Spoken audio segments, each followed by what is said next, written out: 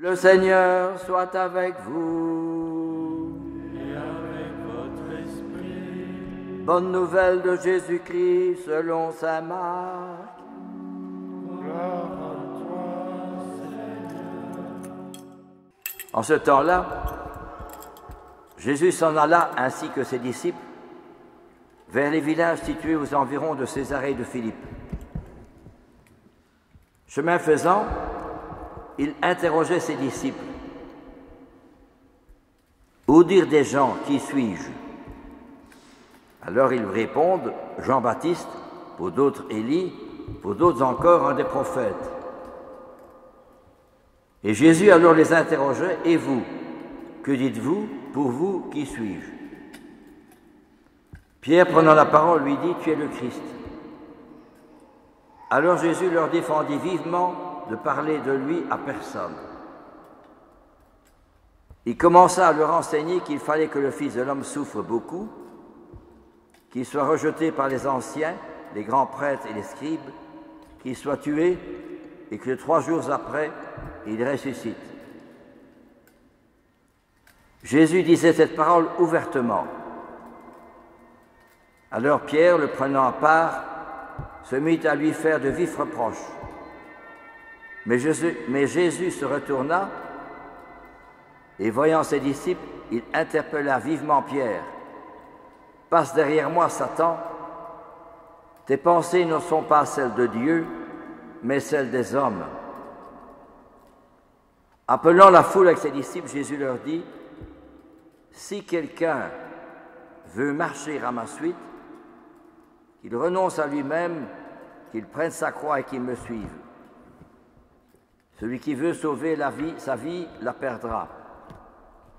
Mais celui qui perdra sa vie à cause de moi et de l'Évangile, la sauvera. »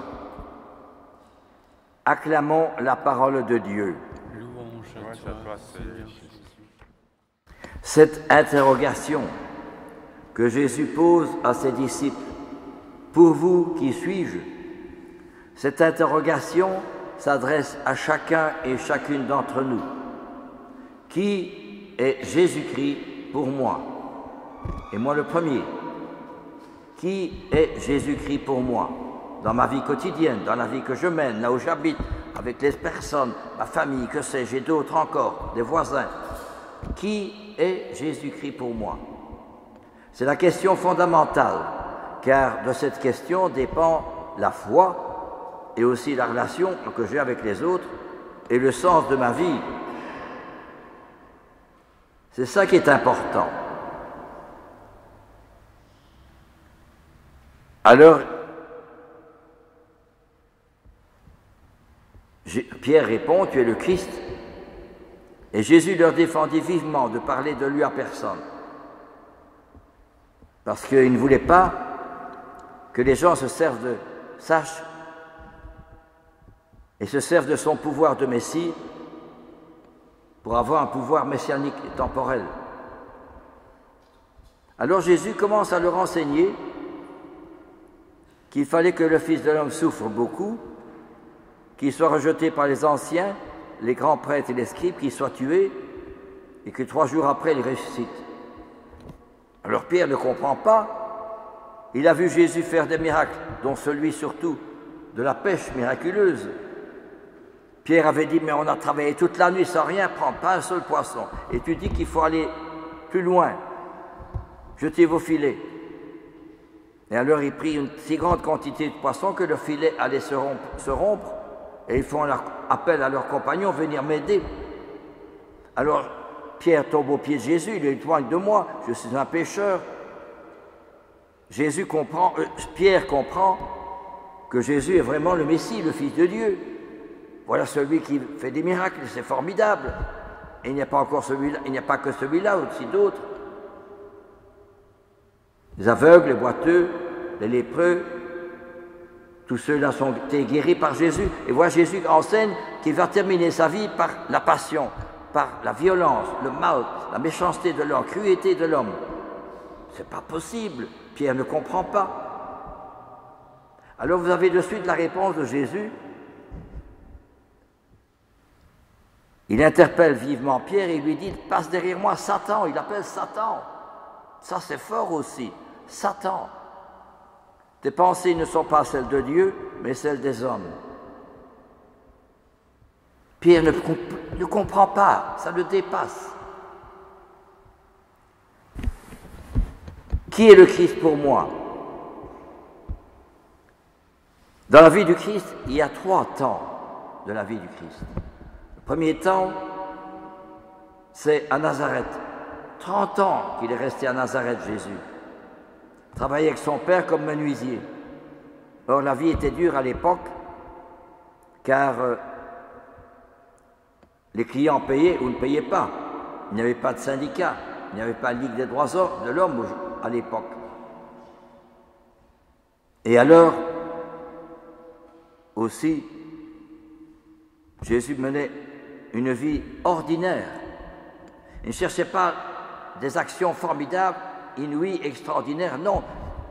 De petites actions cachées, monotones, ennuyeuses, ordinaires, de tous les jours.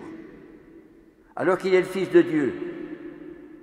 Et il est resté pendant 30 ans. Il aurait pu dire à 18 ans, il y a tellement de misère dans le monde que je vais aller vite remettre un peu de l'ordre et de la vérité et de la justice dans le monde. Non. Il est resté 30 ans à Nazareth. Ce qu'on appelle la vie cachée. C'est un paradoxe. Et Jésus mène une vie tout à fait ordinaire, monotone, ennuyeuse, de tous les jours, où il n'y a pas beaucoup de résultats. Ce qu'on appelle la vie cachée. Dans le temps, dans les abbayes, c'était les frères qui menaient la vie cachée. Les pères avaient fait des études et ils avaient la théologie ou l'enseignement. Mais les frères, eux, ils avaient plutôt l'entretien de l'abbaye, le travail manuel. Eh bien, eux partageaient véritablement la vie cachée de Jésus à Nazareth pendant 30 ans. C'est ça qui est formidable et c'est ce que nous avons oublié. C'est un paradoxe alors que Jésus est le Fils de Dieu, qu'il aurait pu partir dans son pays pour remettre un peu d'ordre au point de vue social, au point de vue politique, au point de vue économique, au point de vue des pauvres. Non, il reste 30 ans à Nazareth dans une vie monotone, cachée, ennuyeuse, faire des actions les plus stupides, les plus bêtes, enfin, ordinaires, monotones, ennuyeuses, sans aucun résultat. Or, précisément, si vous relisez la vie des saints, je prends Thérèse de Lisieux qui disait « À toutes les extases, je préfère l'humble monotonie du sacrifice obscur et caché. » Pourquoi? Mais ça ne sert à rien. C'est précisément parce qu'elle était animée, ou plutôt, elle était tellement unie au Christ que le Christ lui demandait de revivre sa propre vie de Nazareth. Où Charles de Foucault écrira aussi « Cherche, demande, aime les occupations qui t'abaissent le plus. Plus tu seras petit de cette manière, plus tu me ressembleras. » Ça aussi, c'est un paradoxe. Parce que l'homme cherche toujours la première place, les honneurs, la réussite, la performance. Or, lui dit le contraire alors qu'il est officier supérieur à l'armée. Voyez-vous, il y a un paradoxe que nous avons oublié nous-mêmes.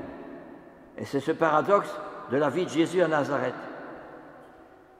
Et deuxième chose, deuxième temps de la vie de Jésus, c'est la mission, l'enseignement, la parole. Jésus va dans les villes et les villages pour parler du royaume de Dieu. Et on l'écoute. Et il parle avec conviction. Autre chose, dit l'Évangile, que les pharisiens et les docteurs de la loi. Lui, Jésus parle avec conviction. Hein? Et alors, Jésus fait des miracles aussi.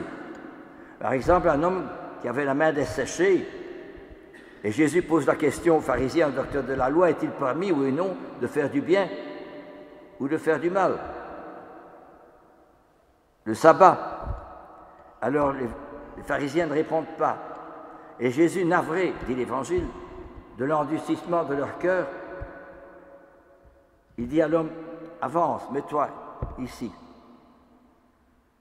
Il étend la main, et la main est guéri. Il retrouve une main normale. Alors, à la sortie de la synagogue, après la prière, les pharisiens et les docteurs de la loi se réunissent tous pour dire qu'est-ce qu'on va faire à Jésus, hein? C'est pas possible qu'il fasse des miracles. Il est ensorcelé, c'est le démon qui est en lui. Ils sont jaloux de leur privilège. Et ils voient des gens qui vont vers Jésus plutôt que vers eux. Alors ils sont furieux. Et c'est ça qui amènera Jésus à la passion, à la souffrance.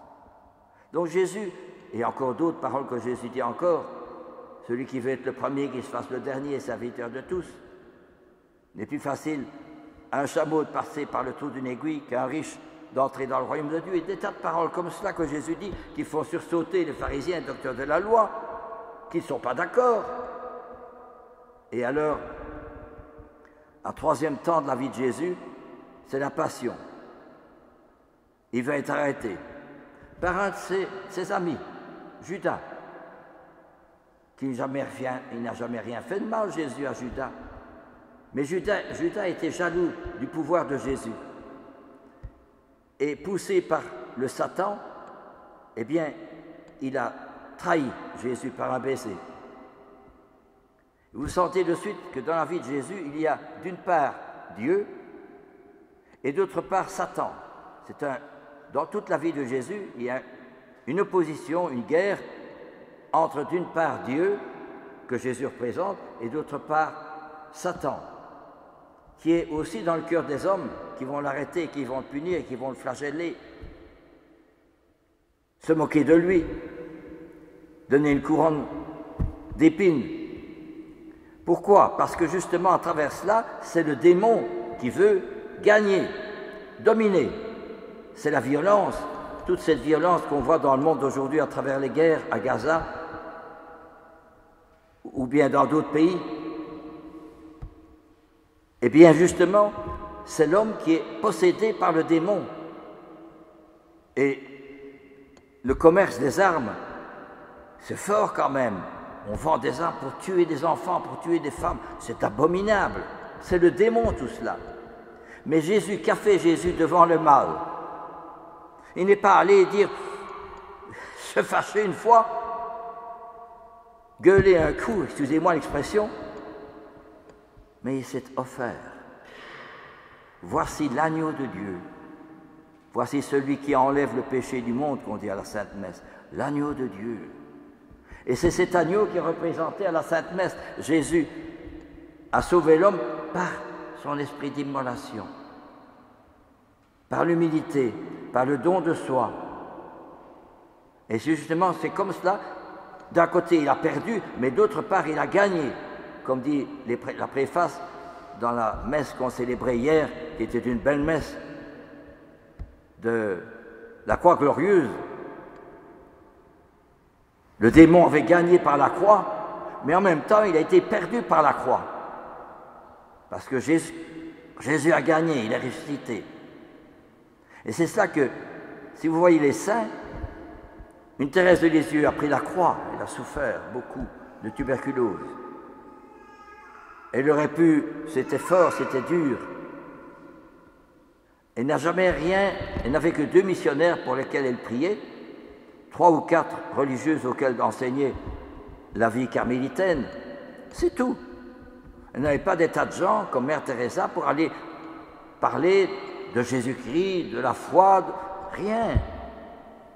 Et à la fin de sa vie, on disait, qu'est-ce qu'on pourra bien dire de Thérèse qui vaille la peine d'être racontée? Elle n'a rien fait qui vaille la peine d'être racontée. Rien. Et Charles de Foucault non plus, c'est rien. Hein? Mais tu ferais bien de quitter de là, tu vois bien, tu es tout seul. Et d'autre part, tu n'as jamais eu une seule conversion. Tu restes tout seul. Mais retourne en France, hein. Tu feras du bien là. Et ici, tu ne vois rien. Eh bien, c'est justement dans le rien qu'ils sont tout. Parce que c'est Jésus qui revit en eux sa propre vie, sa passion. Et ils l'ont compris, ils l'ont vécu. Vivre, vécu, non pas seulement dire, comme je le dis maintenant, mais ils l'ont vécu. C'est ça qui est formidable. C'est le grain de blé tombé en terre, meurt, il porte beaucoup de fruits. Eh bien, ils l'ont vécu. Et ils ont vécu la Sainte Messe. pas seulement dire ou assister ils l'ont vécu la Sainte Messe.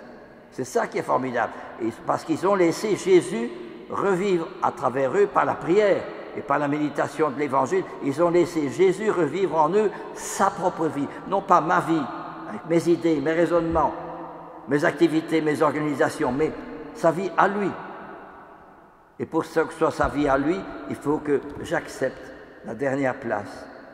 L'amour de la prière cachée, du service caché, du sacrifice caché. Mais justement à cette place, je rejoins Jésus sur la croix et il y a un mystérieux regard entre Jésus sur la croix et moi dans mes activités banales, ordinaires, de Jésus à Nazareth. Il y a un mystérieux regard qui fera des merveilles, qui suscitera à Jésus une multitude d'autres fleurs. Ce qui veut dire que Thérèse disait, le cœur de mon époux est à moi seul et mon cœur est à lui seul et je vis dans la solitude de ce délicieux cœur à cœur. Elle l'a vécu, hein? Elle le sentait. Et Charles de Foucault dirait encore la même chose aussi, je ne vais pas citer tout, mais c'est extraordinaire quand on pense bien. C'est un paradoxe, c'est le paradoxe du Christ, c'est le paradoxe de sa vie, c'est le paradoxe de la croix. Et c'est ce que nous avons oublié. Alors il faut que nous puissions reprendre, qui est Jésus pour moi? Est-ce que je pense, je médite, je rejoins dans la prière, qui est Jésus? Alors il y a une relation personnelle entre lui et moi. Sinon, ça reste extérieur. Je vis comme tout le monde, je vais comme ceci, je regarde la télévision, je vais au restaurant, je vais regarder un film, que sais-je encore. Mais ici, les saints, il y a une relation personnelle entre Jésus et eux, et c'est cette relation qui est, relation, je dirais, conjugale, plus fort que la vie conjugale. Parce que la relation entre eux et le saint, c'est une relation mystique. Tandis que la relation conjugale, on est deux. Tandis que la relation mystique, on est un. Ce n'est plus moi qui vis, c'est le Christ qui vit en moi. Voilà ce que veut nous dire, et aussi là,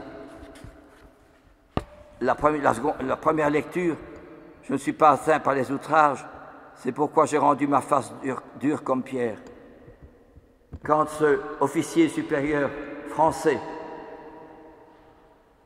Alex Beltrame, a pris la place d'une personne qui devait être tuée par un terroriste, et cette personne a été sauvée grâce à lui, parce que lui a pris la place.